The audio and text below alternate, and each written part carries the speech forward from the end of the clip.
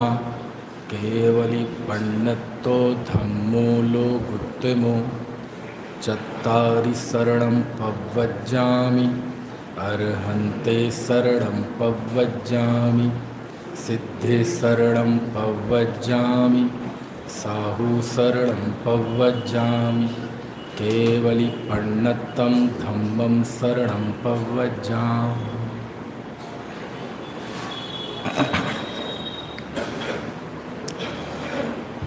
आत्मार्थी की जीवनी पढ़ रहे हैं।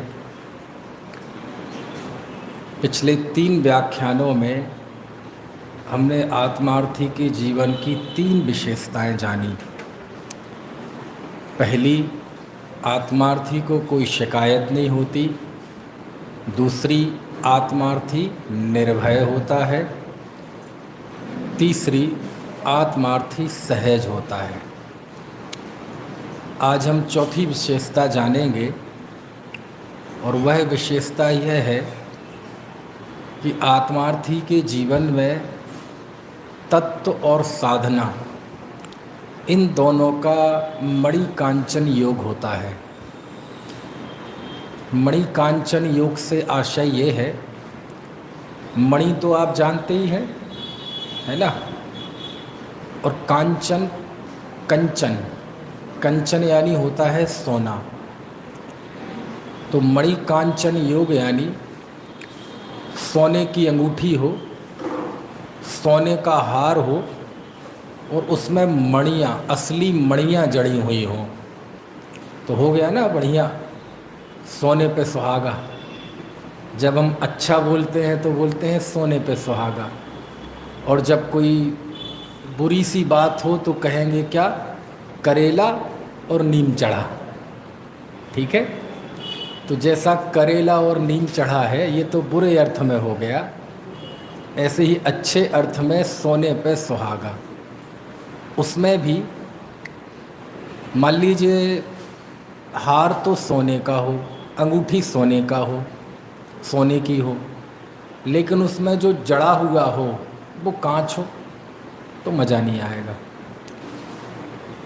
जड़ा हुआ तो हीरा हो, पन्ना हो, पुखराज हो, रूबी हो, नीलम हो, है ना, लेकिन अंगूठी काय की हो, लोहे की, पीतल की, ग्लेट की, तो भी मज़ा नहीं आएगा।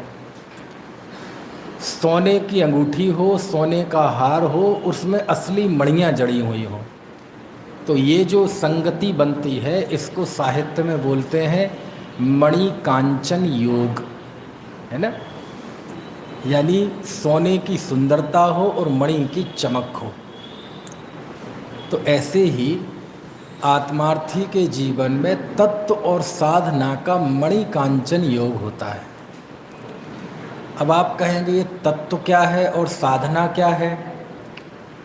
अग्नि गर्म है, ये उसका तत्व है, ठीक है, लेकिन उस गर्माहट का उपयोग आप कैसे करते हैं ये आपकी साधना पर निर्भर करता है। कोई व्यक्ति उस गर्माहट का, उस अग्नि का प्रयोग करके बढ़िया भोजन बना सकता है, ठीक है, स्वयं भोजन कर सकता है, व्रतियों को आहार दान दे सकता है, और उसी अग्नि का गलत प्रयोग करके कोई अपना हाथ भी जला सकता है, दूसरे को भी जला सकता है, दूसरे का घर जला सकता है। समझ में आया? अग्नि अस्त्र बना के, हाइड्रोजन बम बना के दूसरे देश को नष्ट कर सकता है। तो अग्नि की गर्माहट ये उसका तत्व है।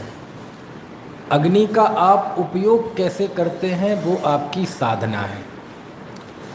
अग्नि गर्म अकेले होने से भोजन नहीं पकेगा, है ना, उसको आपको इस्तेमाल करने आना चाहिए।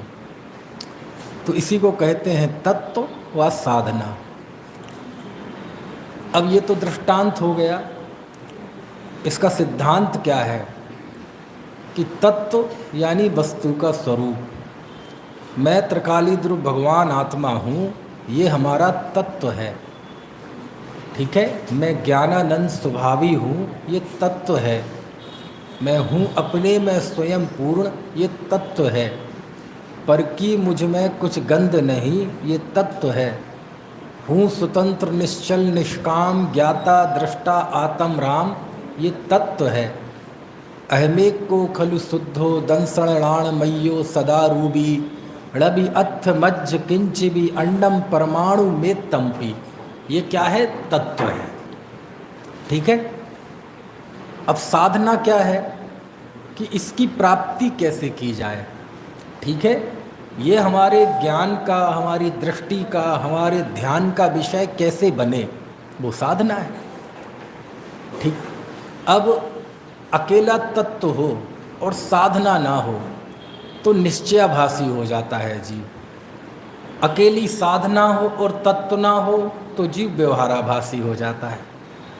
मान लीजिए किसी को तत्व का पता नहीं है, भेद ज्ञान कुछ है नहीं, आश्रव बंध हे है, संबंध निर्जरा मोक्ष का मार्ग है, मोक्ष परम लक्ष्य है, इन सब का आधार भगवान आत्मा है, शरीर पुद्गल है, अजीब है, ये मैं नहीं हूँ, ये तत्व दृष्टि तो ना हो और केवल साधन करे जा रहा है। असली में वो साधना भी नहीं है, लेकिन अभी कह देते हैं कि वो साधना कर रहा है। साधना में नाम पे क्या करता है वह जीव? पूजा भक्ति करता है, स्वाध्याय करता है, तीर्थ वंदना करता है, पात्रों को दान देता है, नियम लेता है, व्रत करता है, तप करता है। तो साधन बहुत करता है साधना बहुत करता है, लेकिन तत्व गायब है। समझ में आया? और वो साधन करके साधन कर रहा है, ये बुराई नहीं है। वो साधन करके अपने आप को मोक्ष मार्गी मान रहा है, ये यहाँ दिक्कत है। क्यों? क्योंकि वह जीव गलत जगह पे अटक गया है। एक बार भटका हुआ व्यक्ति रास्ता पा सकता है क्योंकि उसकी खोज चालू है, लेकिन जो जीव एक बार अटक गया हो और वो भी गलत जगह पर अटक गया हो, उसके लिए रास्ता बड़ा मुश्किल हो जाता है। तो कोई व्रत नियम संयम आदि करके अटक गया, और जब कोई व्रत नियम संयम पूजा भक्ति स्वाध्याय करके स्वयं का मूल्यांकन करने जाता है तो उसे ऐसा लगता है कि मुझसे बड़ा कोई धर्मात्मा तो है ही नहीं। क्योंकि जब स्वयं आंख बंद करके विचार करता है तो उसे क्या दिखता है? उसे अपनी क्रियाएं दिखती हैं, उसे अपने भाव दिखते हैं, उसे अपने व्रत नियम दिखते हैं। और जब ये दिखते हैं तो वो मस्त हो जाता है, उसे लगता है मैं बड़ा और बाजार छोटा। समझ में आया? तो ऐसे जीव के अंदर से तत्व गायब है और केवल साधना, और बिना ब्रेक का ट्रैक है, कहाँ जाके गिर जाएगा कुछ पता नहीं है, कहाँ जाके टकरा जाएगा कुछ पता नहीं है। समझ में आया ना? और बिना तत्व के साधना की ही भर्त्सना करते हुए हमारे ज्ञानी भगवंतों ने लिखा, आचार्यों ने लिखा, विद्वानों ने लिखा, समय सार में ही लिखा, परमठम मिजु अठिदो जो कुड़दी तबम बदम चधारेदी तम सब्बम बाल बदम बाल तबम बेंति सब बंडू। पुण्य पाप अधिकार कि जो जीव परमार्थ में स्थित नहीं है वह जीव व्रत करता है, तप करता है, वह सब बाल व्रत हैं, बाल तप है। समझ में आया? कोटि जन्म तप तपे ज्ञान बिन कर्म झरे जे, ज्ञानी के शिव माहि त्रिगुप्ति तय सहज टरे जे, मुनि व्रत धार अनंत वार ग्रीवक उपजायो, पै निज आत्म ज्ञान बिना सुख लेस ना पाए। तो ये जीव भी भटका हुआ है। एक दूसरा जीव है, उसके जीवन में तत्व है, जीवन में तत्व है मतलब बौद्धिक स्तर पे वो तत्व को समझता है, भेद विज्ञान की बातें करता है, भगवान आत्मा शुद्ध है, बुद्ध है, निरंजन है, बराबर ऐसा भी बोलता है, लेकिन साधना गायब है।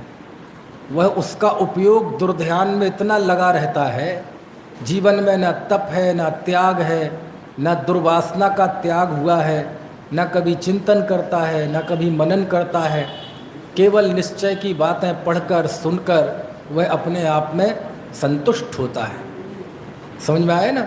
और जब इस तरह से संतुष्ट होता है तो अपना अपघात करता है। क्यों अपघात करता है? क्योंकि तत्व की प्रतीति तो हुई नहीं, भगवान आत्मा अनुभव में आया नहीं, बस बातों का जमा खर्च कर लिया। तो ऐसे जीव के तत्व तो है, तत्व मतलब तत्व की बातें हैं, लेकिन साधना गायब है। तो एक को आचार्य ने कहा निश्चयावलंबी और एक को कहा व्यवहारावलंबी। पंडित टोडरमल जी ने एक को नाम दिया निश्चयाभासी और दूसरे को कहा व्यवहाराभासी। समझ में आया? तो ज्ञानी के जीवन में, धर्मात्मा के जीवन में तत्व और साधना का मणिकांचन योग होता है। उसकी दृष्टि तो तत्व पर ही रहती है, लेकिन उस तत्व के नज़दीक रहें कैसे, उस भगवान आत्मा के नज़दीक रहें कैसे? क्योंकि उसके सामने चुनौती ये दुर्ध्यान है, स्त्री पुत्र मकान धन जायदाद हैं, लौकिक सफलताएं हैं, शरीर का स्वास्थ्य है। तो हर स्थिति में वह कैसे उस आत्मा के नज़दीक रहे, उसके लिए जो जो करना पड़ता है वह जीव करता है। दुर्वासना दुर्ध्यान से बचने के लिए देवशास्त्र गुरु की शरण लेता है, स्वाध्याय करता है, चिंतन मनन करता है ना। ऐसी चीज़ें जो हमारा उपयोग खाती हैं, ऐसे लोग जो हमारी ऊर्जा को खाते हैं, उनको चुन चुन कर उनसे दूर रहता है। समझ में आया? और जब ये संतुलन नहीं होता है तो फिर स्थिति बिगड़ जाती है, व्यक्ति भ्रष्ट हो जाता है, शिथिलाचारी हो जाता है। और हुआ ऐसा है ना। एक बार जब पंडित बनारसी दास जी विद्वान थे, सामायिक करते थे, दर्शन पूजन सब करते थे, हरि का त्याग था, पूरा कुलाचार जैनाचार का पालन करते थे, काफ़ी नाम था उनका, विद्वान थे। समझ में आया? लेकिन एक दिन किसी ने उन्हें कलश टीका भेंट की, समयसार की कलश टीका, समयसार नहीं, समयसार की कलश टीका भेंट की। कलश टीका यानी समयसार की टीका है आत्मख्याति अमृतचंद स्वामी की, उसमें 278 कलश हैं, मतलब पद। उन पद्यों पे हिंदी टीका लिखी पांडे राजमल जी ने, उसे बोलते हैं कलश टीका, यहाँ रखी हुई है। तो वो कलश टीका किसी ने पंडित बनारसी दास जी को भेंट की, और जब वो कलश टीका उन्होंने पढ़ी तो देखो, जब जीवन में असंतुलन होता है तो वो भ्रष्ट हो गए। जब कलश टीका में पढ़ा उन्होंने, सीधा समयसार नहीं मिला था उस समय, टीका मिली, टीका की भी टीका मिली। समझ में आ रही है बात की नहीं? तो वो पढ़ के भ्रष्ट हो गए। उन्होंने कहा, अरे पुण्य पाप दोनों एक है, तो कल से मंदिर जाना बंद। कोई किसी को मारता बचाता नहीं है, तो कल से पानी छानना बंद। क्योंकि आचार्य तो लिख रहे कि जो ये मानता है कि मैं किसी को मारता हूँ, मैं किसी को बचाता हूँ, वह मूर्ख है, अज्ञानी है, मिथ्या दृष्टि है। तो मैं क्यों बचाने की कोशिश करूँ किसी जीव को? प्रतिक्रमण विषकुंभ है, तो कल से सामायिक वगैरह करना बंद। समझ में आया? और भ्रष्ट हो गए और सामायिक करना बंद कर दिया, मंदिर जाना बंद कर दिया, अपना सारा कुलाचार छोड़ दिया। और अकेले नहीं थे वो, ऐसे तो 4 लोग थे। चारों जिन मुद्रा के सामने जाएं और भगवान की हंसी उड़ाएं। एक कमरे में चारों बंद हो जाएं, नंगे हो जाएं और कह देख ले मैं मुनि बन गया, चल मुझे पड़गा, आहार दे, वंदना कर मेरी। ऐसी हंसी उड़ाएं जिन मुद्रा की। समझ में आ रही बात की नहीं? सब हरी हरी खाना शुरू कर दिया, पर्व के दिनों में भी बाजार का खाना शुरू कर दिया। ऐसे भ्रष्ट हो गए। और इस दशा का वर्णन किसी और ने नहीं किया, उन्होंने खुद किया अपना। उनकी जो अर्ध कथानक है, उनकी जो आत्मकथा है, ऑटोबायोग्राफी है ना, उसमें उन्होंने खुद लिखा, करनी को रसी मिट गयो, भयो न आत्म स्वाद, भई बनारस की दशा, जथा ऊंट को पाद। ऊंट का पाद मतलब ऊंट का पैर।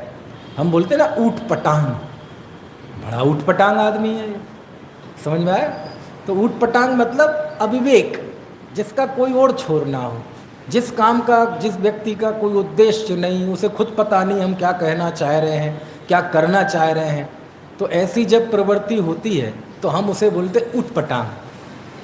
तो बनारसी दास जी खुद अपने विषय में लिख रहे हैं क्या, करनी को रसी मिट गयो, करनी का रस चला गया, भयो न आत्म स्वाद, और आत्मा का स्वाद हुआ नहीं। शास्त्र में यदि वंदना पूजन भक्ति आदि की उपेक्षा की गई तो किस भूमि पर, कि जो जीव आत्म स्वभाव की वेदी पर बैठा है, जो जीव आत्म स्वभाव में स्थित है, उसके लिए ये सब छोड़ने लायक है। उस क्यों, ऊपर की सीढ़ी पे है ना वो व्यक्ति, ऊपर की सीढ़ी वाले के लिए नीचे की सीढ़ी है, लेकिन ऊपर की सीढ़ी पे पहुंचा नहीं है और नीचे की सीढ़ी छोड़ दे तो पतन होना ही है, बिगड़ना ही है। तो क्रिया की उपेक्षा करना का मतलब क्या है, निष्क्रिय में चले जाओ। आंख खोलने की बाहर में चीजें, तीर्थ यात्रा वंदना की उपेक्षा कब है, कि जब आंख बंद करके व्यक्ति अंतर्मुखी हो जाए, उस स्थिति को बताने के लिए इसकी उपेक्षा है, और वो स्थिति तो हुई नहीं। समझ में आया ना है? करनी को रसी मिट गयो, भयो न आत्म स्वाद, आत्मा का स्वाद हुआ नहीं, यहाँ से भी गए और वहाँ से भी गए। भई बनारसी की दशा, ये बनारसी दास की खुद के विषय में लिख रहे हैं, ऐसी दशा हो गई जथा ऊंट को पाद, ऊट पटांग दशा हो गई, खुद लिख रहे। समझ में आया? आप यहाँ दमोह से सागर जाएंगे ना, तो एक गांव पड़ता है रौन, हो सकता है आप में से किसी की रिश्तेदारी भी हो रौन में, है किस कोई जानता है रौन का नाम सुना है? एक तरफ रौन है गांव और एक तरफ कुमरई है, कुमरई। रौन बासा के और आगे, बासा तारखेड़ा है ना, उससे और आगे, गढ़ाकोटा से बिल्कुल पहले थोड़ा। तो वहाँ एक लोकल में कहावत चलती है, पता नहीं यहाँ भी किसी ने सुनी हो तो पता नहीं, हम बचपन में सुनते थे, बूढ़े लोग बुजुर्ग लोग बताते थे, बोले रौन कुमरई की कुतिया, ऐसा बोलते थे। तो मैंने एक दिन पूछा कि इसका क्या अर्थ है, तो जैसे वो होता ना धोबी का गधा ना घर का ना घाट का, उसी अर्थ में उसी सेंस में है वो। तो वहाँ लोकल में एक कहावत चलती है, रौन कुमरई की कुतिया। बोले क्या हुआ? बोले एक रौन में शादी थी, रौन गांव में, तो एक कुतिया थी, तो उसने सोचा, दोनों ही गांव में एक एक शादी थी, और वो भी जैनियों की, और जैनियों की दावत तो लाला जी है ना। तो उसने कहा आज तो मज़ा आ गया, दो दो जगह दावत है ना, सुबह का भोजन भी और अंथऊ भी। तो पहले वो रौन गई, तो रौन में भोजन शुरू होने में देर थी, तो उसने कहा कोई बात नहीं, क्या चिंता, चलो पहले कुमरई चलते हैं। तो भूख भी लगाएगी, भूख लगी नहीं थी उसे, तो वो गई कुमरई। तो कुमरई में गई तो वहाँ दावत हो चुकी थी, पत्तलें फेंकी जा चुकी थी, और उन पत्तलों को उस कुतिया के चाचा ताऊ भाई मौसी नाना ये सब चाट चुके थे। उसने कहा कोई बात नहीं, चिंता मत करो, अभी वहाँ छोड़ के आए ना, कहाँ, रौन। अब वो वापस रौन गई, तो वहाँ रौन गई तो वहाँ भी दावत हो चुकी थी, पत्तलें फेंकी जा चुकी थी, और वो सब चाट चुके थे उसके रिश्तेदार भाई बंधु। तब वहाँ लोकल में कहावत बनी कि रौन कुमरई की कुतिया, ना नाए की और ना माए की। करनी को रसी मिट गयो, भयो न आत्म स्वाद, भई बनारस की दशा, जथा ऊंट को पार। दोनों तरफ से गया व्यक्ति, क्यों? तत्व और साधना का जो मणि कांचन योग होना चाहिए वो बिगड़ गया। तत्व सीख लिया, वो तत्व परिणति में होना चाहिए था। जिसकी परिणति में तत्व होता है वो परिणति बोलती है कि पुण्य है। परिणति में तत्व आया नहीं और बातों का जमा खर्च कर लिया और वो भ्रष्ट हो गए। समझ में आती है बात की नहीं? ऐसे एक नहीं थे, वो चार थे। और आज भी देखा जाए तो समय सार के पाठियों ने ज़्यादातर, जिन पे लागू होता है, सब पे नहीं, वो भी इसी तरह की प्रवृत्ति है। समझ में आया? जब कुंद देव ने समय सार लिखा और समय सार की 5वीं गाथा उन्होंने लिखी, उसमें क्या लिखा? तम एयत विहत्तम दाए हम अपड़ो सभी वेण, जदिदाएज प्रमाणम चुक्केज छलम न हेतव्यम, कि मैं उस एकत्व विभक्त आत्मा को निज वैभव से दिखाऊंगा, और यदि मैं दिखा दूं तो प्रमाण करना, और कहीं चूक हो जाए तो छल ग्रहण मत करना। हे आचार्य देव, आप जैसे व्यक्ति, कलिकाल सर्वज्ञ, 84 शास्त्रों के रचयिता, जब चूकने की बात करते हैं तो हमें अच्छी नहीं लगती। समझ में आएगा? समय सार में करते हैं ना कुंद कुंद देव चूकने की बात, तो लोग कहते हैं चूकने की बात कह के आचार्य ने शिष्टाचार व्यक्त किया है। क्या किया है? शिष्टाचार। शिष्टाचार मतलब फॉर्मेलिटी। लेकिन यदि ये फॉर्मेलिटी है, शिष्टाचार है, तो ये शिष्टाचार प्रवचन सार में क्यों नहीं है, नियम सार में क्यों नहीं है, पंचास्तिकाय में क्यों नहीं है, दर्शन पाहुड़ में क्यों नहीं है, सुत्त पाहुड़ में क्यों नहीं है, चरित्र पाहुड़ में क्यों नहीं है, बोध पाहुड़ में क्यों नहीं है, मोक्ष पाहुड़ में क्यों नहीं है, भाव पाहुड़ में क्यों नहीं है, लिंग पाहुड़ में क्यों नहीं है, सील पाहुड़ में क्यों नहीं है, बारसाणु बेखा में क्यों नहीं है, रेणसार में क्यों नहीं है, 10 भक्तियों में क्यों नहीं है, मूलाचार में क्यों नहीं है? इतने तो है ना अपने पास। ये शिष्टाचार समय सार में ही क्यों? वो इसलिए क्योंकि सारे खतरे समय सार के साथ थे और शास्त्र के साथ खतरे नहीं थे। समझ में आया? तब जाके लिखना पड़ा आचार्य को कि कहीं चूक हो जाए भगवान आत्मा दिखाने में तो भाई छल ग्रहण मत करना। क्यों? छल ग्रहण एक ही स्थिति में नहीं होगा। आचार्य भगवान कहते मैं अपने निज वैभव से आत्मा दिखा रहा हूँ। समय सार लिखने का मेरे एक ही उद्देश्य है कि मैं आत्मा दिखा रहा हूँ, और तुम भी यदि एक ही उद्देश्य से इसे पढ़ोगे कि मुझे आत्मा देखना है, तब आत्मा दिखेगा। लेकिन उससे जरा सी भी बात स्लिप हो गई तो कहीं ना कहीं गड्ढे में गिर जाओगे, कहीं ना कहीं एकांत का प्रसंग बन जाएगा, कहीं ना कहीं स्वच्छंदता का प्रसंग बन जाएगा। समझ में आती है बात कि नहीं? इसलिए आचार्य को चेताना पड़ा। पहली बार कुंद कुंद देव को किसी शास्त्र में चेताना पड़ा कि मैं आत्मा दिखा रहा हूँ, और जब मैं दिखाऊं तो 100 काम छोड़ के उसे स्वानुभव से प्रमाण कर लेना, और यदि जरा सी भी कुछ चूक हो गई तो भाई साहब बहुत बुरी स्थिति हो जाएगी। इसलिए छल ग्रहण मत करना। तो आचार्य, आप इतने बड़े आचार्य हैं, क्या आपको अपने आप पे विश्वास नहीं है? बोले बेटे हमें अपने आप पे तो विश्वास है, मुझे तुम पे विश्वास नहीं है। चूक किससे होती है? आचार्य के बताने में चूक होगी कि हमारे ग्रहण करने में चूक होगी? लेकिन आचार्य कहते कोई बात नहीं, ज्ञानियों के जीवन में जो कुछ अच्छा होता है उसका श्रेय वो हमेशा दूसरों को देते हैं, और यदि कोई कमी रह जाती है तो उसकी जिम्मेदारी वो खुद लेते हैं। कहते यदि तुम समय सार पढ़ के एकांती हो गए, स्वच्छंदी हो गए, जीवन में विलासिता आ गई, शिथिलाचार आ गया, शुभाचार से दूर हो गए, और घर में बैठ बैठ के ये महसूस करने लगे कि हम तो घर में ही बैरागी हो गए, समझ में आया ना, तो मैं ये समझूंगा कि तुम्हारी गलती नहीं थी, मेरी गलती थी, मैंने जो गलत व्यक्ति को समय सार पढ़ाया। समझ में आती है बात कि नहीं है? जब धरसेन स्वामी के पास वो 2 शिष्य गए ना, कौन?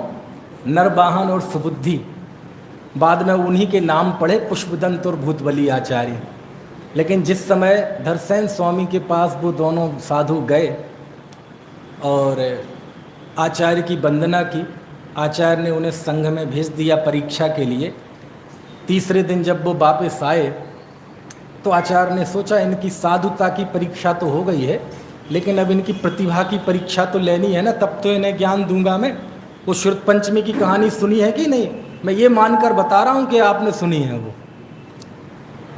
तो जब वो दोनों शिष्य विनीत विनय के साथ आचार्य के समक्ष आए कि आचार्य देव कृपया हमें शिक्षा दीजिए, हम पर उपकार कीजिए, तो उस समय आचार्य ने उन्हें परीक्षा की उनकी, और वो फिर मंत्र दिए और वो सब हुआ, वो पता है आपको। उस समय धरसेन स्वामी जब उनको परीक्षा के लिए मंत्र देते हैं तो धरसेन स्वामी कुछ देर के लिए चिंतन में चले जाते हैं, कुछ वो सोचने लगते हैं कुछ देर के लिए। जैसे वो भागचंद जी सोच रहे थे ना, परसों कहानी सुनाई थी है? तो आप कहेंगे आपको कैसे पता कि वो सोच रहे थे? आपका उठना बैठना है क्या उनके साथ? हाँ, उठना बैठना है। कोई भी ऐसा दिन नहीं होगा जिस दिन आचार्य के चरणों में बैठ के उनसे कुछ सीखते ना हो। ये सोच विचार मालूम किसने लिखा? वीरसेन स्वामी ने लिखा। धवला पुस्तक 1 में इस घटना का उल्लेख किया। ये पूरी घटना कौन सी? ये श्रुत पंचमी वाली। और जब वो दोनों शिष्यों को वो परीक्षा लेते हैं, उस समय धरसेन स्वामी कुछ सोचने लगते हैं। और उस समय सोच रहे हैं धरसेन स्वामी, और लिख कौन रहा है? धवला में वीरसेन स्वामी। 2 गाथाएं लिखी, सैल गण भग गढ़ी जाह चालनी मसाण, ऐसी 2 गाथाएं। और उसमें वो श्रोता की पात्रता का विचार करते हैं। आपने श्रोता का स्वरूप पढ़ा होगा, मोक्ष मार्ग प्रकाशक में, आत्मानुशासन में भी है, महापुराण में भी है, बहुत जगह पे है, धवला में भी है। और उस समय धरसेन स्वामी श्रोताओं की पात्रता का विचार करते हैं कि देखो देखो कैसे कैसे जिनवाणी के श्रोता होते हैं, पाठक होते हैं। और उस समय उन्होंने श्रोताओं की जो वैरायटी होती है ना, अनेक अनेक तरह के श्रोता, उनके स्वभाव को उन्होंने एक रूपक से, दृष्टांत से बताया। कैसे बताया? दृष्टांत से। बोले देखो तो जिनवाणी के पढ़ने वाले, सुनने वाले कितने ही जीव पत्थर की पहाड़ की तरह होते हैं। जैसे पत्थर का पहाड़ हो, पूरे चातुर्मास झड़ी लगे रही पानी की, 100, 200, 500, 1000 साल कितनी ही झड़ी लगी रहे पानी की, बादल फट जाए, लेकिन मजाल की पत्थर का एक कोना भीग जाए। बोले ऐसे जिनवाणी के श्रोता होते हैं कि वो जीवन भर जिनवाणी सुनते, कई कई टाइम जिनवाणी पढ़ते हैं, सुनते हैं, लेकिन मजाल की हृदय का एक कोना तत्व से भीग जाए। ना जीवन में तत्व का आविर्भाव होता है, ना अनासक्ति आती है, ना वैराग्य आता है, ना दुर्ध्यान छूटता है। ऐसे श्रोताओं को धरसेन स्वामी क्या विचार करते हैं कि ऐसे श्रोता पत्थर की तरह होते हैं। बोले कितने ही श्रोता ऐसे होते हैं जो चलनी की तरह होते हैं। जैसे चलनी बारीक बारीक निकाल देती है और ऊपर मोटा मोटा रख लेती है, ऐसे ही ऐसे श्रोता जो बारीक सूक्ष्म तत्व ज्ञान की बातें होती हैं, जिनका सीधा संबंध ज्ञान वैराग्य से, तत्वानुभूति से होता है, उन्हें वो ग्रहण नहीं करते। बस मोटी मोटी 2-4 बातें सीख ली और वो समझते हैं कि मैं तो श्रुत केवली हूँ। ऐसे जीवों को कहा उन्होंने काय की तरह? चलनी की तरह। बोले कितने ही जीव होते हैं सप्पी। सप्पी मतलब सर्प की तरह, कि जैसे सर्प को बढ़िया हष्ट मिष्ट पुष्ट निरंजन धवल दूध पिलाओ, लेकिन वह दूध पीते ही क्या हो जाता है? जहर बन जाता है। तो ये दूध खराब है क्या? दूध खराब नहीं है, वो प्राणी, उसकी पात्रता नहीं है दूध पीने की, उसके शरीर में जाते ही वो जहर बन जाता है। ऐसे ही बोले ऐसे जिनवाणी के श्रोता होते हैं, उन्हें बढ़िया बीतराग तत्व ज्ञान पिलाया जाए और उसके अंदर जाके वो अज्ञान जहर रूप परिणमित हो जाता है। उसके द्वारा वो अपने अज्ञान को, शिथिलाचार को, मोह को पुष्ट करता है। बोले कितने जीव होते हैं। अब ये देखो, ये वाला जो अगला आ रहा है ना, ये सब लोगों को बहुत मैच करेगा ज़्यादातर को। बोले अनेक श्रोता होते हैं, वो मिट्टी की तरह होते हैं। काय की तरह? मिट्टी की तरह। बोले कैसे? बोले जैसे मिट्टी पे पानी गिर जाए, बारिश हो जाए, तो वो मिट्टी मुलायम हो जाती है। और मुलायम मिट्टी को कोई भी आकार दे दीजिए आप, समझ में आया? और ज्यों ही मिट्टी कड़क हुई, फिर आप उसे आकार नहीं दे सकते। ऐसे ही बोले कितने ही जिनवाणी के पाठक श्रोता ऐसे होते हैं कि जिस समय वो जिनवाणी पढ़ते हैं, सुनते हैं, उस समय चित्त की मिट्टी ऐसी भीग जाती है, हृदय ऐसा उछालें लेता है, ऐसा आनंद आता है कि ऐसा लगता है बस ये छपक श्रेणी मारने ही वाला है। समझ में आया? ऐसा भावुक हो जाएगा, आंखों से आंसू आ जाएंगे, हृदय पसीज जाएगा। समझ में आया? एकदम ऐसा आनंद आनंद आ। और जिनवाणी पढ़ना बंद हुई, जावाणी के ज्ञानतें हुई और उसकी चित्त की मिट्टी इतनी कड़क हो जाती है। समझ में आया? और कमाल की बात तो ये, मिट्टी को कड़क होने में तो थोड़ा टाइम लगता है, ऐसा नहीं है कि बारिश आज बंद हो गई और मिट्टी सूख जाए, 2-4 दिन लगते हैं सूखने में, लेकिन ये चित्त की मिट्टी तो ऐसी है कि एक पल में कड़क हो जाती है। टाइम हो गया जी, घड़ी देखी, मिट्टी कड़क। कुछ बात समझ में आ रही कि नहीं है? और आप देखना, जिस समय हमारे ऊपर जिन वचनों की बारिश होती है, उस समय हमारे चेहरे पे जो शांति, सौम्यता, आनंद और आंखों में है ना वैराग्य होता है, वो चित्र आपको खींच लिया जाए। और जावाणी के ज्ञानते होने के बाद फिर वही विषय, कषाय, राजनीति, निंदा, वो चेहरे को आपकी फोटो खींच ली जाए 5 मिनट पहले की, और दोनों को सामने दिखाया जाए तो हम अपनी नज़रों से गिर जाएं। समझ में आए ना? बोले कहाँ ये रूप और कहाँ ये रूप, कहाँ है आंखों में बैराग और ये कहाँ है आंखों में कुटिलता, कहाँ ये हृदय चेहरा देखो कितना शांत सौम्य, और कहाँ इस पे छल कपट मायाचारी है। अरे वो आ गया मंदिर, ये कहाँ से घुस आया, आ गया मुंह उठा के। समझ में आया ना? ऐसे श्रोताओं को काय की तरह कहा, मिट्टी की तरह। ऐसे 10 बताए, हमें तो एक जो बताना है उसका नंबर अब आ रहा है। बोले कुछ एक श्रोता ऐसे होते हैं जनवाणी के, वो होते हैं जोंक की तरह। काय की तरह? जोंक की तरह। जोंक मतलब, हाँ, जब ये गर्मी के उमस से बचने के लिए एक गाय भैंस दलदल में उतर जाती है और दलदल में जोंक होती हैं, तो वो गाय के थन से चिपक जाती है, और वो वहाँ चिपक के इतनी भयंकर चिपकती हैं कि निकलती नहीं है। आजकल तो वो जोंक की एक थेरेपी चल रही है, चलती है ना। तो और खून पीती है, और कौन सा खून पीती है? गंदा खून। वो कब तक पीती है? जब तक कि पेट फट ना जाए। बोले ऐसे ही जिनवाणी के श्रोता होते हैं, वो जिनवाणी पढ़ते हैं, तत्व ज्ञान सीखते हैं, समय सार पढ़ते हैं, सारी प्रूपणाएँ पढ़ते हैं, लेकिन उसमें से ज्ञान वैराग्य ग्रहण नहीं करते, उसमें से गंदा खून पीते हैं। कैसे गंदा खून पीते हैं? बोले अच्छा, जिन मंदिर पुद्गल द्रव्य है, ये मुझसे भिन्न है तो करना ही नहीं, जाना ही नहीं, है ना। आचार्य ने लिख दिया कि जिनेंद्र देव तो अपने अंदर हैं, और जो व्यक्ति तीर्थों में जाकर खोजता है तो ऐसा लगता है जैसे जिनेंद्र भगवान भीख मांग रहे हो। तीर्थ यात्रा बंद। समझ में आया ना? प्रतिक्रमण विश्वकुंभ है, ठीक है, कल से प्रतिक्रमण करना बंद। अपन तो वैसे ही अप्रतिक्रमण वाले ही हैं सब। समझ में आया ना? है आचार्य लिखते कोई किसी को मारता बचाता नहीं है, ठीक है, कल से पानी छानना बंद। तो कितना उत्कृष्ट उपदेश उसने पढ़ा, सीखा, समझा, लेकिन उसके हार्द को नहीं समझ पाया और जीवन में शिथिलाचार आ गया, जीवन में जड़ता आ गई। ऐसे श्रोताओं को क्या कहा? जोंक की तरह। ये कौन विचार कर रहा है? ये धरसेन स्वामी विचार कर रहे हैं। और मालूम फिर क्या लिखते हैं धरसेन स्वामी? कि ऐसे अपात्र श्रोताओं को जो जिनवाणी पढ़ाता है, सिखाता है, वह दीर्घ संसारी होता है। ये वक्ताओं को जिम्मेदारी बताई। समझ में आया ना? ऐसे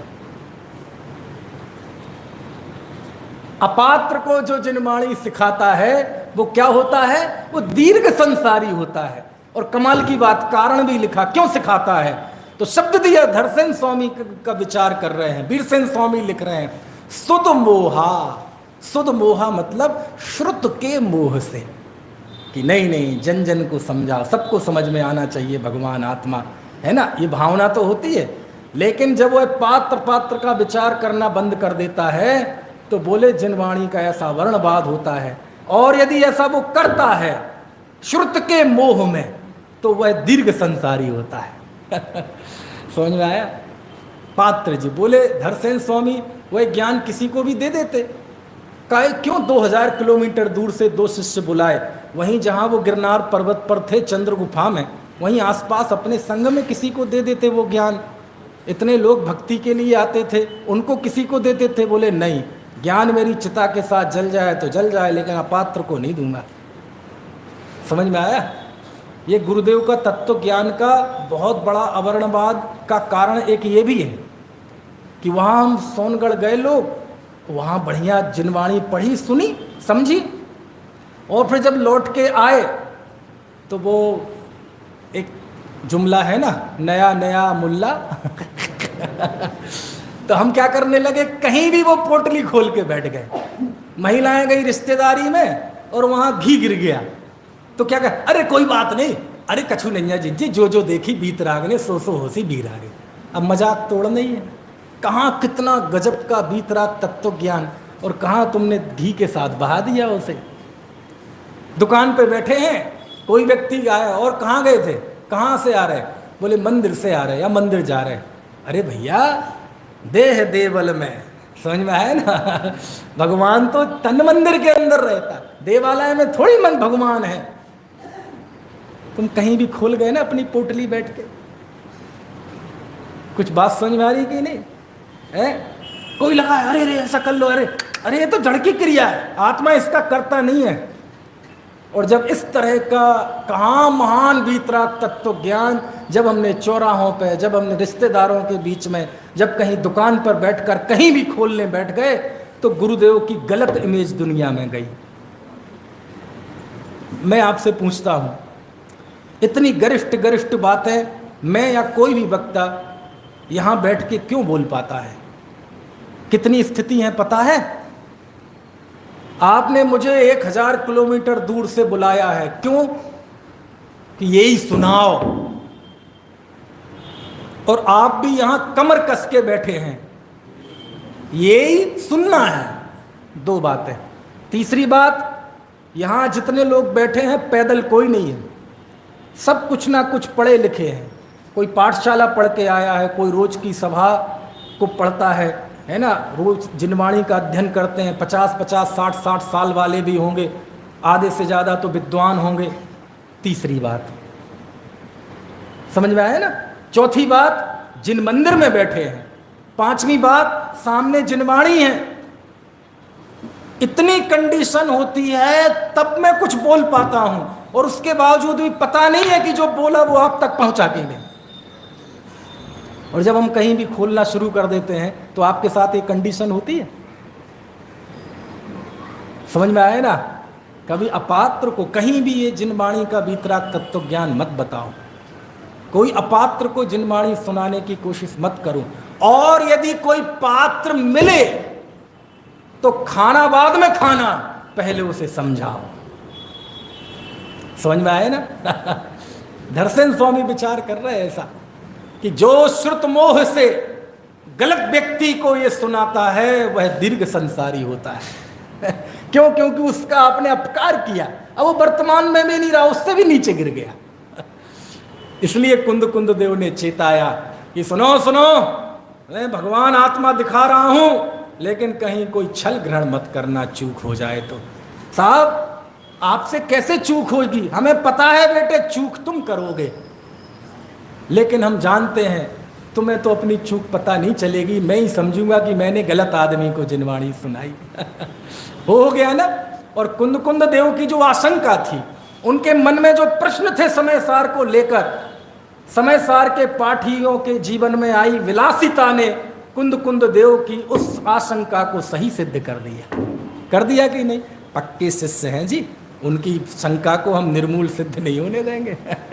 है बनारसी दास जी। और फिर पता बनारसी दास जी कैसे सुधरे की भी कथा सुन लो, नहीं तो अधूरी रह जाएगी। है कैसे सुधरे? बनारसी दास जी भ्रष्ट हो गए थे। अब जब बनारसी दास जी भ्रष्ट हो गए तो लोग जय जनेंद्र करते होंगे उन्हें, बगल से निकल के भ्रष्ट हो गया। मंदिर में गलती से आ गए तो लोग आगे बुलाते होंगे, पंडित जी आओ प्रवचन करो।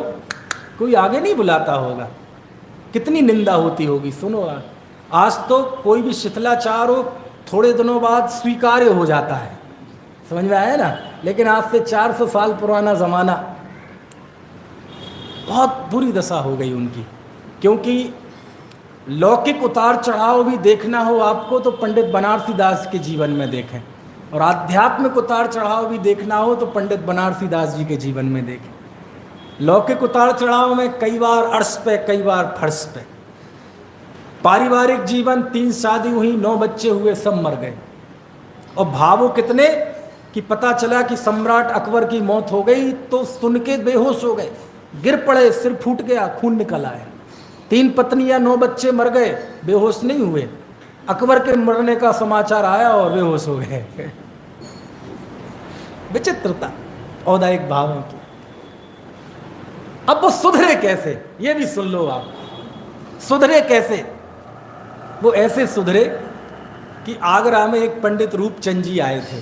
2 साल वो वहाँ रहे, वहीं उनकी समाधि हो गई थी। तो पंडित रूपचंद जी ऐसे ही सभा में गोमट सार बाँच रहे थे। क्या बाँच रहे थे? गोमट सार की गोष्ठी चल रही थी, गोमट सार जीव कांड की, जिसमें गुण स्थानों का विवेचन चल रहा था। पंडित बनारसी दास जी थोड़े सकुचाते से हुए, जाके उस गोष्ठी में बैठ गए। पीछे बैठ गए होंगे, कहीं किसी को दिखे भी नहीं। समझ में आया? और सुनने लगे। क्यों? अरे अंगारे पर राख जम जाए, इसका मतलब ये थोड़ी है कि उसके अंदर से आग चली गई। कई बार होता है ऐसी कोई मोह की उदीरणा हो जाए, है ना, कि जीव नियति में बह जाता है, उसके हाथ में खुद नहीं रहती चीजें। लेकिन आग तो थी ना, वो ज्ञान कहाँ जाता? और जब उन्होंने वो गोष्ठी में सुना, इस गुण स्थान में ऐसा आचरण होता है, इस गुण स्थान में ऐसी क्रिया होती है, निश्चय और व्यवहार का, तत्व और साधना का ये मणिकांचन योग उस गुण स्थान में होता है। और जब ये चीज उन्होंने उस गोमट सार की वाचना में पंडित रूपचंद जी के मुंह से सुनी, अरे रे रे रे, मुझे तो इन बातों की खबर ही नहीं थी। मैं कितना पापी था, मैंने कितना समय जाया कर दिया इस शिथिलाचार में। तब उनके जीवन में निश्चय व्यवहार तत्व साधना का संतुलन आया, जिसे मैं क्या कहा था, मणिकांचन योग। और उनके जो दिमाग में संतुलन आया, तब उन्हें तत्वबोध प्रकट हुआ। और फिर उन्होंने स्वयं लिखा, पाई शुद्ध समकित की टेक, और मुझे शुद्ध सम्यक दर्शन की प्राप्ति हुई। अब आप हो सकता है ऐसा कि बिगड़ा तो कलश टीका पढ़ के और व्यक्ति सुधरा तो गोमट सार पढ़कर। अरे भैया, आंख बंद करके, दुनिया में लाखों करोड़ों शास्त्र हैं ना, जैन शास्त्र, आंख बंद करके किसी भी मंदिर लाइब्रेरी में चले जाइए, आंख बंद करके किसी भी शास्त्र पे हाथ रख दीजिए, आंख बंद करके कोई भी पृष्ठ खोल लीजिए, आंख बंद करके कहीं भी उंगली रख दीजिए, जिस शब्द पे उंगली जाएगी, यदि सच्ची नियत से आपने उसे पढ़ा तो वह पंक्ति, वह शब्द भी आपका आत्महित कर देगा, आपको मोक्ष में ले जाएगा। बशर्ते होना क्या चाहिए? नियत सही होनी चाहिए। नियत सही नहीं है तो पूरा जिनागम पढ़ लो, हो सकता है और गर्त में चले जाओ। और नियत सही है तो एक 8 साल का बच्चा 2-4 शब्द भी सुना रहा होगा जिन वाणी के, वो भी आपके आत्महित में निमित्त बन सकता है। बशर्ते क्या सही होनी चाहिए? नियत सही होनी चाहिए। बस नियत साफ हो गई और सम्यक दृष्टि हो गए बनारसी दास जी। समझ में आया?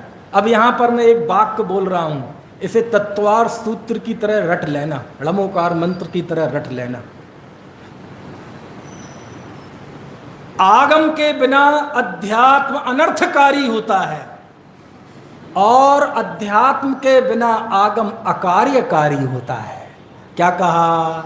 समझ में तो नहीं आया? आगम का सेवन नहीं है और सीधे कोई अध्यात्म पढ़ेगा, पुण्य में धर्म नहीं है, प्रतिक्रमण विश्वकुंभ है, भगवान आत्मा रंग राग से भिन्न है, पूजा आदि जड़ की क्रिया है, उसका भ्रष्ट होना सुनिश्चित है। आगम के बिना अध्यात्म अनर्थकारी होता है, अनर्थ हो जाता है जीवन में। और इसे पलट दो, अध्यात्म के बिना आगम अकार्यकारी होता है। सारे अंग रट लो, शास्त्र रट लो, लेकिन यदि आध्यात्मिक दृष्टिकोण नहीं है तो ऐसा आगम का ज्ञान कोई काम में आने वाला नहीं है। 108 प्रकृतियां गिनते रहो, गुण स्थान गिनते रहो, लेना देना कुछ नहीं। ज्ञान बढ़ जाएगा, हो सकता है थोड़ी विशुद्धि बढ़ जाए, लेकिन तत्व उपलब्धि नहीं होगी। कुछ बात समझ में आ रही? तो बोल के बताना जरा वाक्य। आगम के बिना अध्यात्म अनर्थकारी होता है और अध्यात्म के बिना आगम अकार्यकारी। समझ में आया ना? संतुलन, आगम अध्यात्म का संतुलन, तत्व और साधना का संतुलन। समझ में है ना? संतुलन ही तो है जीवन में। क्या है आराधना? मतलब संतुलन, बैलेंस, संतुलन आना। जहां संतुलन बिगड़ा खत्म जीवन। जब पंडित बनारसी दास जी के नाटक समय सार को पढ़ो तो समय सार है ना वो, उसमें वो गुणस्थान अधिकार लिखते हैं। अब प्रश्न, समय सार में गुणस्थानों का क्या काम? उसमें वो प्रतिमाओं का वर्णन करते हैं पंडित बनारसी दास जी। प्रश्न, प्रतिमाओं का क्या काम समय सार में? प्रतिमाएं चरणान योग का विषय है, गुणस्थान करणान योग का विषय है, समय सार द्रव्यान योग अध्यात्म का विषय है। तो अध्यात्म में 11 प्रतिमाओं के विवेचन का क्या काम, गुणस्थानों का क्या काम? और पता है 22 प्रकार के अभक्ष की चर्चा करते हैं। काय में? समय सार में, नाटक में। अब मैंने जब पढ़ा तो मैं दंग रह गया कि 22 प्रकार के अभक्षों का क्या काम? सप्त व्यसनों का कथन करते हैं। व्यसनों का क्या काम किसमें है?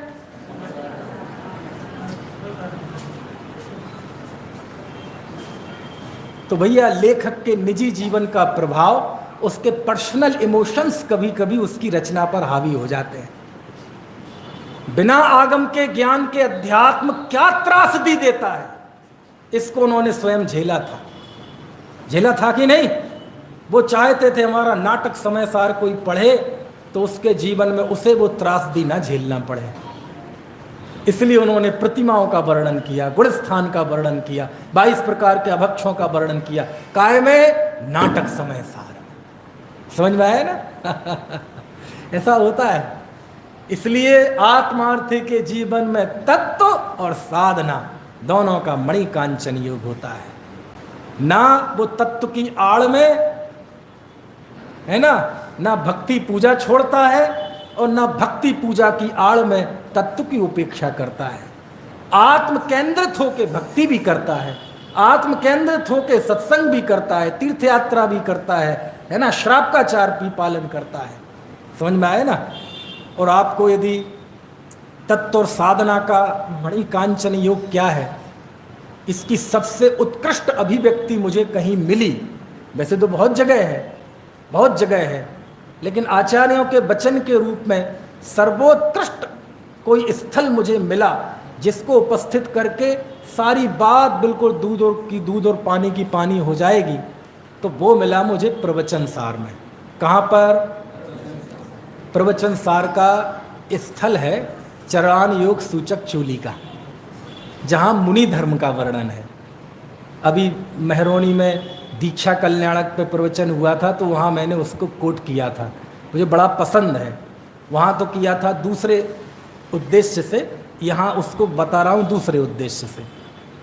उसमें आचार्य देव लिखते हैं, एवं पणमीय सिद्धे जिणबर बस हे पुणो पुणो समणे पड़ी बज्जदु सामंडम जदि इच्छति दुख परिमोक्षम। कुंद कुंद देव लिख रहे हैं कि यदि दुखों से छूटना चाहते हो तो क्या करो? श्रामंड अंगीकार करो। समझ में आया? श्रामंड मतलब मुनि धर्म अंगीकार करो। तो एक व्यक्ति ने कहा ठीक है करते। समझ में आया? पहले तो नानुकुर कर रहा था, नहीं साहब कैसे होगा, ऐसे कैसे होगा, बहुत कठिन है जी, बहुत कठिन है। तो वहाँ पर आचार्य अमृतचंद स्वामी लिखते हैं, अरे क्यों चिंता करते हो तुम, क्यों चिंता करते हो? वयम इमे तिष्ठामः, अरे मोक्ष मार्ग के प्रणेता हम खड़े हैं ना। हम मतलब ये नहीं कहा मैं खड़ा हूं, क्या कहा है? वयम, हम। जैसे कोई बेटा सीखना चाहता है क्या? तैरना, लेकिन पानी में उतरना ही नहीं चाहता, अरे पापा डूब ना जाए। अरे हम खड़े खड़े हैं ना, क्यों चिंता कर रहे? तुम्हें डूबने देंगे? अब कूदो हो नहीं और बोले तैरना सीख जाए, कैसे होगा? नहीं नहीं नहीं नहीं नहीं, अरे हम खड़े हैं, उतरो उतरो उतरो। ऐसा लिखा। अमृतचंद स्वामी कहते हैं, अरे तुम घबराओ मत, तुम करो प्रयत्न, मोक्ष मार्ग के प्रलेता हम खड़े हैं, मैं नहीं। क्या कहा? वयम इमे तिष्ठामः, हम खड़े मतलब आदिनाथ से लेके महावीर तक, महावीर से लेके कुंद कुंद तक, कुंद कुंद देव से लेकर सारी श्रवण परंपरा तुम्हारे साथ खड़ी है, तुम करो तो। खैर, एक व्यक्ति ने दीक्षा ली और उसने अपने आप को माता पिता से छुड़ाकर, पत्नी से, पति मतलब सब घर वालों से स्वयं को छुड़ाकर, अपने बंधु वर्ग से पूछकर उस जीव ने पंचाचारों को ग्रहण कर लिया। किसको ग्रहण कर लिया? पंचाचारों को। और फिर उसका जब वर्णन करते हैं अमृतचंद स्वामी, गाथा है उसमें, आपिच्छ बद्धु बग्गम विमोचिदो गुरु कलक्त पुत्ते ही आसित जड़ाण दंसण चरित तब वीर यारे, कि कोई एक व्यक्ति अपने बंधु वर्ग से पूछकर, ठीक है, माता पिता पत्नी बच्चों से स्वयं को छुड़ाकर पंचाचार में स्थापित होकर, ज्ञानाचार, दर्शनाचार, तपाचार, चारित्राचार, वीराचार में स्थापित होकर आचार्य के समक्ष जाकर कहता है, हे आचार्य देव, अब आप मुझे ग्रहण कीजिए। दीक्षा की विधि का वर्णन है। तो इन गाथाओं की जब व्याख्या अमृतचंद स्वामी लिखते हैं तत्व प्रदीपिका में, तो वो पढ़ने लायक है। और आज आपको होमवर्क है, हालांकि मैं होमवर्क देता नहीं हूँ, आदत नहीं है, लेकिन आज मैं आपको होमवर्क दे रहा हूँ और मुझे आशा ही नहीं, पूरी उम्मीद है कि आप वो होमवर्क नहीं करेंगे। करोगे कि? 5 मिनट बचे, 5 मिनट में ये दृश्य बता दूं। अमृतचंद स्वामी लिखते हैं, उन्होंने, अमृतचंद स्वामी ने दीक्षा की उस विधि का, ठीक है, बिल्कुल एक नाटकीय चित्रण किया, बिल्कुल एक ड्रामेटिकल, और उन्होंने एक दृश्य निर्मित किया तत्व प्रदीपिका टीका में। उन्होंने पंचाचारों का, किनका? इनका मानवीकरण किया। मानवीकरण जानते कि नहीं? बोले हम तो एमपी के, हम तो डामलीकरण जानते हैं। रोडों का डामलीकरण। मानवीकरण से आशय ये होता है, कोई अमूर्त भाव है हमारे, भाव तो अमूर्त होते हैं, क्रोध, प्रेम, ईर्ष्या, राग, विराग अमूर्त होते हैं, कोई दिखाई तो देते नहीं। तो साहित्य में जब हमारा कोई अंतर्द्वंद दिखाना हो, दिल कुछ और कह रहा है, दिमाग कुछ और कह रहा है, आत्मग्लानि हो रही है, गिल्टी, तो कई बार हम अपने भावों को एक मनुष्य के रूप में प्रस्तुत कर देते हैं साहित्यकार। पुरानी फिल्मों में होता था ऐसा। अब किसी को आत्मग्लानि हो रही तो उसी की तरह एक दूसरा व्यक्ति सामने उसका अक्स आके खड़ा हो जाता था और वो कहता था, नहीं तुमने ये गलत किया। क्या गलत किया? तुम्हें ऐसा नहीं कहना चाहिए था। क्या करा? मैं मजबूर था। मतलब अंतर्द्वंद दिखाते हैं मानो दो मनुष्य हों। तो इसी को साहित्य में बोलते हैं मानवीकरण। क्या बोलते हैं? मानवीकरण। मनुष्य के रूप में प्रस्तुत कर देना। अमृतचंद स्वामी ने पंचाचारों का मानवीकरण किया, ज्ञानाचार, दर्शनाचार, तपाचार, चारित्राचार, वीर्याचार। और मालूम, उन पंचाचारों में संवाद लिखे। अब वो संवाद देखना आप, तत्व क्या होती है और साधना, तत्व क्या होता है और साधना क्या होती है, सुनना बहुत मार्मिक है। एक पंक्ति है, एक पंक्ति में आधा तत्व है और आधी साधना है, और दोनों मिला के साधक है। देखो क्या लिखते हैं। पहले तो माता पिता के संवाद लिखे कि वो पूछने जाता है ना, हे मेरे शरीर के जनक, जनक मतलब पिता, निश्चय से तुम मेरे जनक नहीं हो, अब तो मैं अपने अनादि जनक के पास जा रहा हूं। हे मेरी शरीर की रमणी, पत्नी को कहता है, निश्चय से तुम मेरी रमणी नहीं हो, अब मैं शिव रमणी को वरने जा रहा हूं। चलो ये छोड़ो, अभी वो नहीं बताना मुझे। पंचाचार अमृतचंद स्वामी लिख रहे हैं। कहाँ पे? कौन सा शास्त्र? प्रवचन सार। प्रकरण कौन सा? चरणानुयोग सूचक चोली का। गाथा 202 और 3 की टीका। क्या लिख रहे हैं? हे दर्शनाचार, हे ज्ञानाचार, हे तपाचार, हे चारित्राचार, हे वीर्याचार। एक एक का फिर अलग अलग नाम भी लेते हैं, ऐसा नहीं है। हे दर्शनाचार, दर्शनाचार 8 प्रकार का है। निःसंकित, निःकांक्षित, निर्विचिकित्सा, मूढ़ दृष्टि, उपगूहन, है ना, स्थितिकरण, प्रभावना, बात्सल, एक एक का नाम लेते हैं। हे निःसंकित, हे निःकांक्षित, 8 के नाम। ज्ञानाचार, ज्ञानाचार के 8 भेद, शब्दाचार, अर्थाचार, उभयाचार, कालाचार, विनयाचार, उपदानाचार, निम्नवाचार, बहुमानाचार, 8 के नाम लेते हैं एक एक का। हे चारित्राचार, 5 प्रकार के महाव्रत, 5 समिति, 3 गुप्ती, 13 प्रकार के चारित्र का नाम लेते हैं एक एक का। हे तपाचार, 12 तपों का नाम लेते हैं, हिंसा, नवमोदर्य, वृत्ति, परिसंख्यान, रस, परित्याग, सब, प्रायश्चित, विनय, वैयावृत्ति, सब। हे वीर्याचार, ज्ञान वीर, दर्शन वीर, चारित्र वीर, सब का। और फिर मालूम क्या लिखते हैं कि हे दर्शनाचार, हे निःसंकित, निःकांक्षित, आई नो वेरी वेल, मैं अच्छी तरह जानता हूं कि निश्चय से तुम आत्मा नहीं हो। क्या कहा? मैं जानता हूं कि निश्चय से तुम आत्मा नहीं हो। यह है तत्व। लेकिन मैं तुम्हें तब तक अंगीकार करूंगा जब तक कि तुम्हारे प्रसाद से मैं मोक्ष पद की प्राप्ति ना कर लूं। इसे कहते हैं साधना। हे ज्ञानाचार, सबको अलग अलग नाम ले लेके एक एक का मैं जानता हूं। हे चारित्राचार, हे समिति, गुप्ती, तप, मैं जानता हूं निश्चय से तुम आत्मा नहीं हो। जो तप की क्रिया है वो पुद्गल की क्रिया है, जो तप का परिणाम है वो जीव का शुभ भाव है, और जो अंदर की आसक्ति कम हुई वो आत्मा का परिणाम है, शुद्ध परिणाम है। लेकिन निश्चय से, शुद्ध नय से ये सब एक पोटली में बांध के हम ही ने, कुंद कुंद देव ने ही समुद्र में फेंका था। आत्मा प्रमत्त नहीं, अप्रमत्त नहीं। बोले ये बात मैं जानता हूं, ये बात विस्मृत नहीं हुई है मुझे, ये तो मेरी साधना के केंद्र में है। इसे तो कोई विस्मृत होने का कोई प्रश्न ही नहीं खड़ा होता कि निश्चय से मैं ये आत्मा नहीं है, मैं ये बात जानता हूं। लेकिन मैं तुम्हें तब तक अंगीकार करूंगा जब तक कि तुम्हारे प्रसाद से मैं परम स्वभाव की प्राप्ति ना कर लूं। इसका नाम क्या है? साधना। ये तत्व साधना का ऐसा मणिकांचन योग होता है जीवन में। समझ में आया है? देखो आप, हम पुराना शांति पाठ पढ़ते थे। कौन सा? शांतिनाथ मुख शशि उनहारी, कान तरस गए सुनने के लिए। अभी एक जगह विराग जी ने लिया था, मुझे बड़ा आनंद आया था।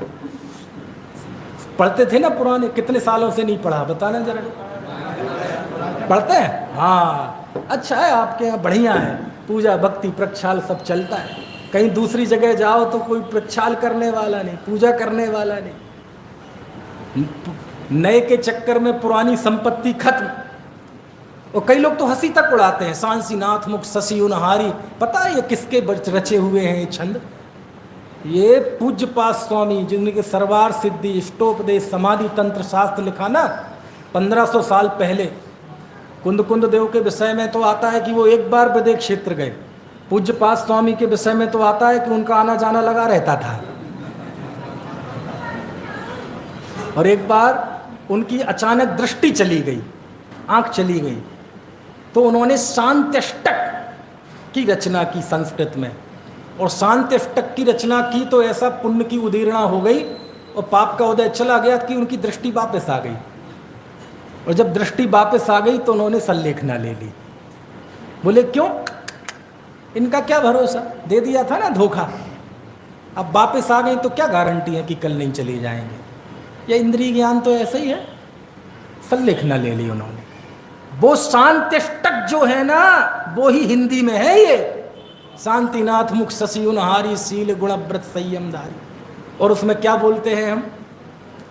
शास्त्रों का हो पठन सुखदा, लाभ सत्संगति का, सद्व्रतों का सुजस कह के, दोष ढांकूं सभी का, बोलूं प्यारे वचन हित के आपका।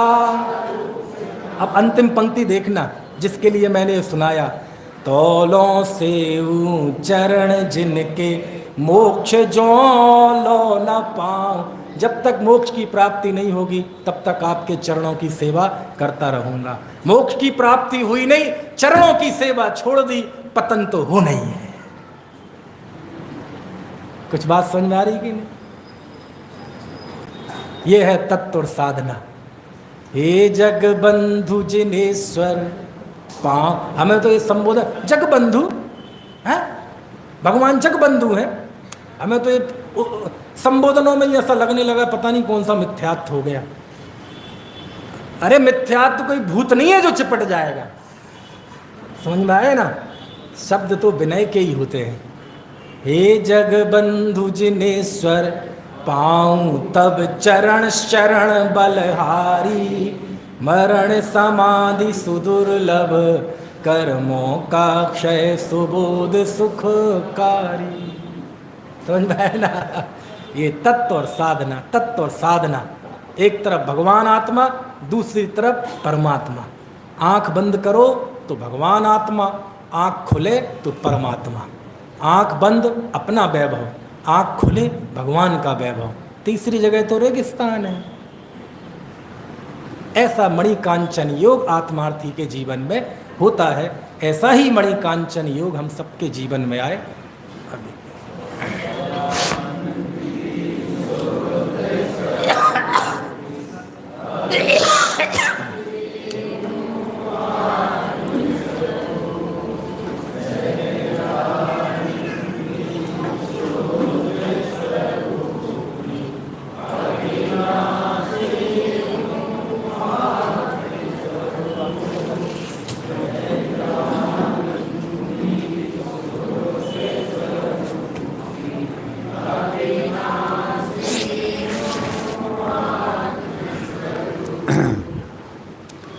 मणिकांचन योग एक मतलब सूक्ति के द्वारा पूरा प्रवचन कैसा होता है जैन धर्म का पाना, ये आपने सुना। यहाँ पर भी मणिकांचन योग चल रहा है। लोगों के